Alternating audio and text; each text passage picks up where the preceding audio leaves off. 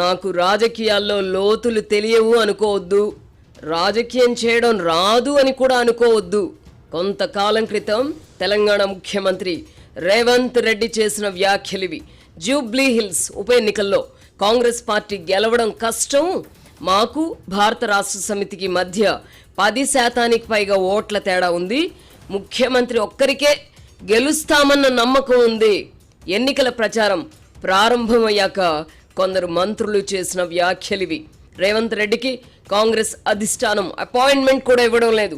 నమ్మి ముఖ్యమంత్రి పదవి కట్టబెడితే రేవంత్ రెడ్డి పార్టీని నాశనం చేస్తున్నాడు అని ఏఐసిసి అధ్యక్షుడు మల్లికార్జున ఖర్గే చిరాకు పడుతున్నారు. గత కొద్ది రోజులుగా రేవంత్ రెడ్డికి వ్యతిరేకంగా ఆయన ప్రత్యర్థులు చేసిన ప్రచారం ఇది.